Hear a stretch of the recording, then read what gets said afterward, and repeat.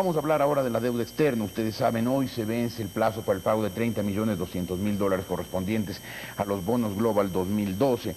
El gobierno ya anunció el viernes que no pagaría esos vencimientos, por lo cual el Ecuador entra técnicamente, de hecho y de derecho, entra en una situación de moratoria. El presidente del directorio del Banco Central, el ingeniero Carlos Vallejo, es el primer invitado esta mañana a los estudios de Teleamazonas. Ingeniero Vallejo, buenos días, gracias por estar aquí.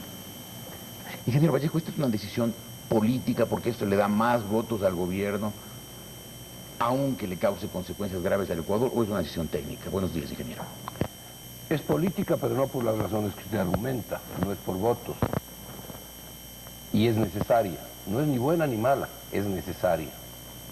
¿Por qué es necesaria? Por dos razones.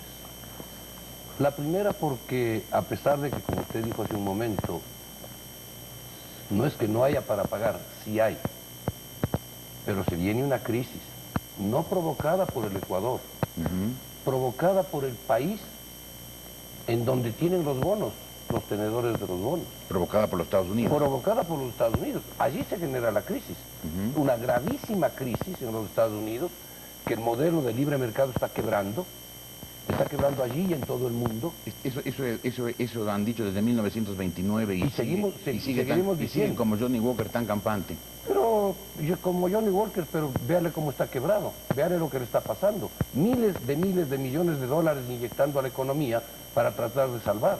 Y eso va a pagar el pueblo norteamericano y el pueblo latinoamericano, porque a nosotros también nos van a cobrar. Esa crisis se traslada al Ecuador. ¿Por qué?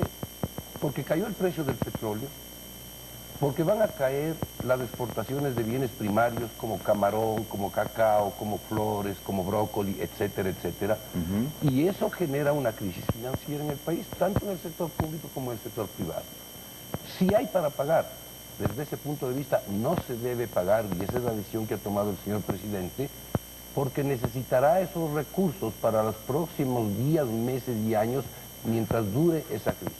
Y la segunda razón, que es la que argumenta el señor presidente de la República, es que luego del análisis hecho por el gobierno de la deuda externa, tiene argumentos suficientes para considerar esa deuda no pagable por razones de mal manejo en los últimos periodos de la deuda. Ahora, esos argumentos deberían ser avalados por un tribunal internacional. O sea, el Ecuador no puede por sí, ante sí, declarar que hay un tramo de la deuda es ilegítima. Es decir, si yo le pido plata a un banco, mi hijo agarra esa plata y se la malgasta en fiestas y amigas, no puedo yo decir, ese dinero fue malgastado, por lo tanto yo no pago al banco. No necesariamente solamente en fiestas y amigas, por parte del gobierno. Participaron también los acreedores en esa fiesta.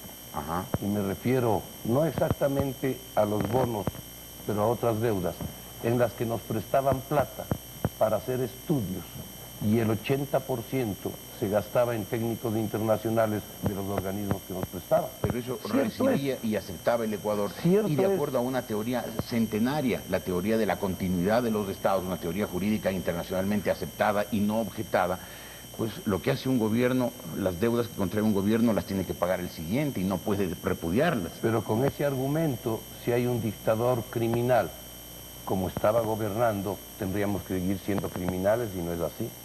No es así. No, pero las deudas que adquiera para ese país... Hay que juzgar a los que fueron criminales en ese caso. Pero pagar la deuda.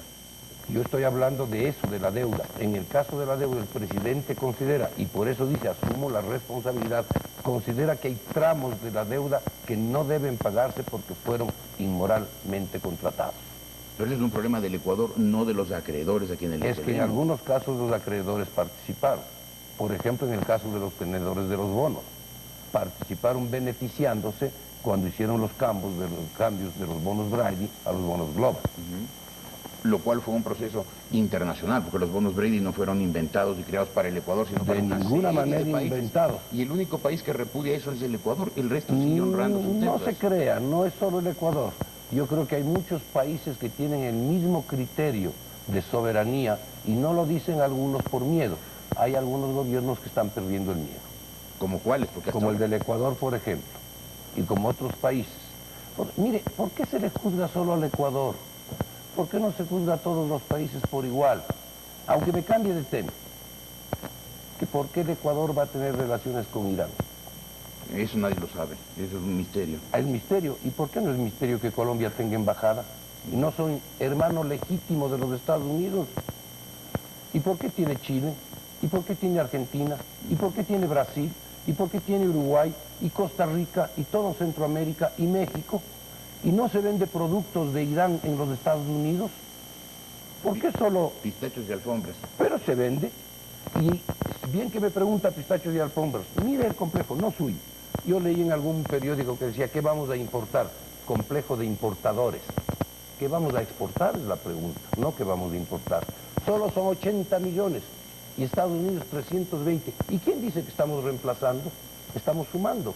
320 más 80, 400. Y sí podemos exportar banano. Ahora esa es una expectativa. Lo que es una realidad es que se van 90 personas a Irán durante una semana y vuelven con 40 millones de dólares. Si se iba la ministra de Finanzas, solo ella, a Washington, al BID, volvía con 1.500. Primero, no es cierto. ¿Qué no es cierto? Que solamente sean 40 millones. Ese fue el anuncio oficial. Eso es lo que leen los que no quieren leer completo. Yo leí completo y decía 40 millones. No es verdad. Si se dieran el trabajo de leer el convenio que yo suscribí, se habla de 120 millones inmediatos y no de 40. Se comienza con 40 y se ampliará hasta 120 millones en el caso en que sea necesario para cubrir cartas de crédito de importación y exportación. Hay 100 millones que posiblemente deposite Irán en el Ecuador y hay posibilidades de apoyo financiero en empresas mixtas en la que participaría con altísima tecnología Irán en energía eléctrica y en petróleo. Esos son beneficios, pero de los 40 que usted dice, 22 eran empresarios que fueron a buscar mercado. No dije 40, dije 90 que se Bueno, fueron 90. a Irán. Fueron primero colegas suyos a cubrir, 16. 26 empresarios. Creo que es un buen número. Y fueron funcionarios, sí. Gente de seguridad del señor presidente, que todo presidente se desplaza con seguridad. De acuerdo. Y algunos ministros que tenían que firmar convenios. Y en el caso mío yo fui a eso. Mire, no es tan agradable subirse a un avión de ida 24 horas sin bajarse y de regreso 36 horas sin sacar, como dicen en el pueblo ecuatoriano, para estar 2 días en el que se conoce el hotel, el bus y los palacios en donde se firman los convenios o se tratan los negocios. Claro. No contemos todo tan negativamente. No, si no digo que fue una visita turística, lo que digo que fue una visita inútil. Y le digo una cosa, no es inútil. Y que digo que es una alianza extraña cuando se está formando un eje Moscú, Teherán, Caracas, que el Ecuador vaya y se meta ahí al ritmo de Venezuela. ¿Y no está metido Colombia al ritmo de Venezuela? No. Está metido. Porque... Los pasaportes nuestros para ser visados tuvieron que ir a Colombia, a Bogotá, para que la embajada de Irán en Bogotá nos dé las visas. Es bueno para Colombia y es malo para el Ecuador. No, lo que pasa es que cuando esos países, lo que usted mencionó, establecieron relaciones con Irán, Irán no era un país que estaba desarrollando armas atómicas y diciendo que va a borrar a Israel de la faz de la tierra. Entonces, sí hay una diferencia entre el Irán pacífico, entre el Irán del imperio persa milenario que tiene 4.000 años. Deme un segundo para terminar de hablar hasta que le terminen de cambiar el micrófono, ingeniero Vallejo.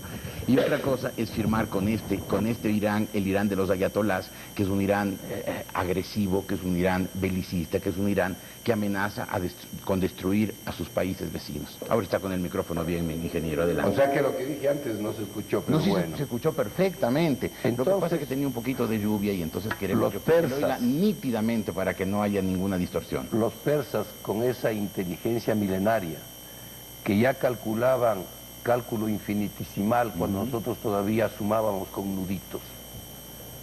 Esos persas... Bueno, el cálculo infinitesimal fue más bien árabe. De los persas, que fue después de la fusión con los árabes, pero de los persas. Y el primer código jurídico fue el de Hammurabi, también árabe, no persa. Árabe. Yo no estoy diciendo el código, estoy diciendo el cálculo infinitesimal. Y ya calculaban la distancia entre la Tierra y la Luna. Igual que los mayas. O sea que los persas dejaron de ser inteligentes cuando cambiaron de gobierno. No, cuando cambiaron de gobierno se volvieron agresivos. No, y lo de agresivos, miremos pues, los Estados Unidos no eran íntimos amigos del señor en Irak para atacar a Irán y después se hicieron enemigos y le mataron. ¿No era su íntimo amigo? Sí, sí, sí, sí. Dicen que en Irán hay discriminación para la mujer. Es cierto, en parte. Las universidades en Irán tienen un alto porcentaje de mujeres sobre hombres. En Irán las mujeres manejan.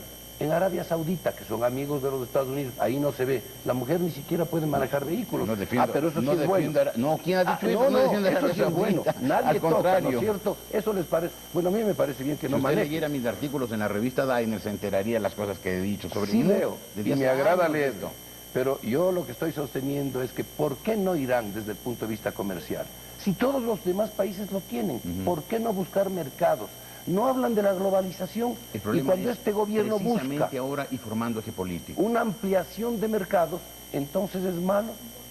Entonces no es bueno que el país busque ampliar sus mercados en todas partes del mundo. Perfecto. Y quiero agradecerle a usted, ingeniero Vallejo, porque en realidad es la primera vez que tenemos del gobierno alguien que explique por qué hicieron esto con Irán, porque hasta ahora nos han dado largas, nos han dicho cosas, nos han dicho que ya veremos y que usted está defendiendo el tema bien, poniendo números y cifras sobre la mesa, lo cual le agradezco. Pero quiero volver al tema inicial. ¿No le traerá al Ecuador consecuencias graves? Sobre todo, cierre del crédito internacional en perjuicio no solo del gobierno, sino sobre todo de las actividades productivas privadas. Indudable que no sí, pago. y ya dijo el señor presidente de la República que pueden haber problemas graves para el Ecuador con la decisión tomada, y no siempre las decisiones que se toman son para que le aplaudan y para resultados positivos inmediatos. Ya lo dijo ayer el presidente, la famosa frase, yo no ofrezco felicidad sino sangre, sudor y lágrimas. Y esto es con sudor y con lágrimas. Y va a haber problemas en aperturas de cartas de crédito para el sector público, y buscaremos mecanismos que nos permitan poder hacer las importaciones cubriendo esas cartas de crédito con los depósitos que las entidades hagan para cubrir la carta de crédito a futuro. Adelantaremos, buscaremos mecanismos. Y en el caso del sector privado, la banca, y aquí va a estar después un banquero, tendrá que hacer algunos esfuerzos con los depósitos que tiene afuera como contragarantía para cartas de crédito que le permitan seguir importando al sector privado. Habrá que buscar mecanismos. Yo estoy de acuerdo que vienen momentos difíciles, pero la decisión política la tomó el señor presidente, y creo yo con argumentos que, como él dijo, rezando mucho para tomar la decisión, porque no es una decisión fácil. Nada es fácil en la vida con los hombres que quieren cambiar. Gracias, ingeniero Vallejo, por haber estado aquí, como siempre. Buenos días. Gracias. 7 de la mañana, 15 minutos.